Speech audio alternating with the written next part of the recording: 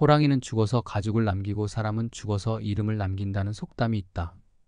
오래 살아야 100년 남짓 사는 것이 인생인데 길지 않은 인생 누구나 부모님이 지어주신 이름에 걸맞게 살고 싶어 할 것이다. 하지만 이름값은커녕 밥값도 제대로 못하며 살다 간 인간이 수두룩한데 성경에 등장하는 식충이 4명을 추려봤다. 나오미의 남편 엘리멜렉은 그 이름의 뜻이 나의 하나님은 왕이시다이다. 이름의 의미가 이보다 더 좋은 이름을 구약에서 찾아보기가 힘들다.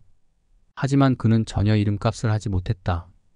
베들레헴에 흉년이 들자 처자식을 데리고 약속의 땅 가나안을 떠나 이방 땅 모압으로 갔다. 그는 살기 위해서 그곳에 갔지만 자신은 물론 2 아들도 거기서 객사했다.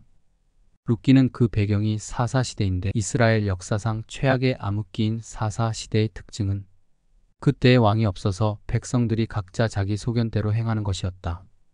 그때 이스라엘의 왕이 없으므로 사람이 각기 자기의 소견에 옳은 대로 행하였더라. 아비멜렉은 그 전형을 보여준 예다.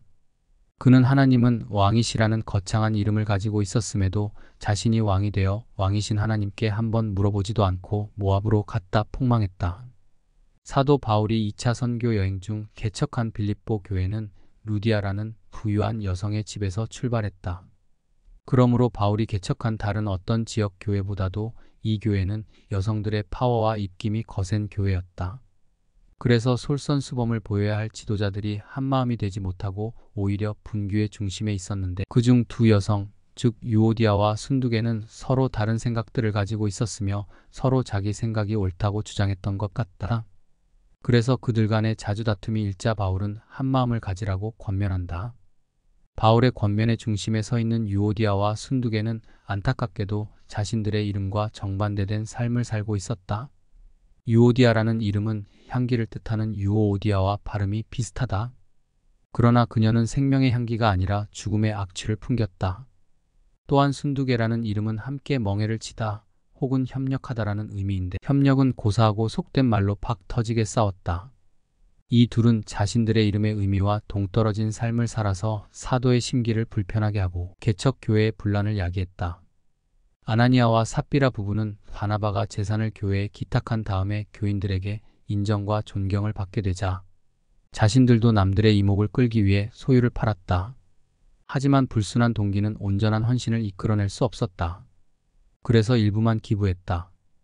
베드로는 위선의 탈을 쓰고 소유를 판 값에 전부를 들인 양 시치미를 뚝 떼고 있는 아나니아를 내가 성령을 속이고 땅값 얼마를 감추었느냐라고 책망했다. 아나니아가 재산을 처분하여 얻은 금액의 일부를 감춘 것은 이스라엘 백성이 여리고 성을 점령할 때 전리품 중 일부를 취한 아간의 도둑질과 같은 행위였다. 따라서 사도행전의 저자 누가는 지금 아나니아를 새 아간으로 소개하고 있는 것이다.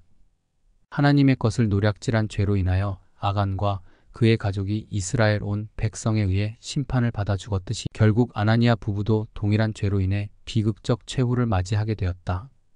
주께서는 이제 막 피어나는 어린 초대교회의 탐심과 기만성의 죄를 들여와 퍼뜨림으로써 원수 마귀의 하수인 노릇을 하는 이 아나니아와 삽비라를 일벌백계 하셨다. 그로 인해 죄의 싹을 초장에 잘라버리고 하나님의 교회의 순수성과 일치성을 보호하셨다. 아나니아와 삽비라는 각각 은혜롭다, 아름답다라는 뜻의 이름을 부여받았지만 그들의 위선적인 삶으로 말미암아 하나님의 심판을 받고 추악의 인생을 마감했다.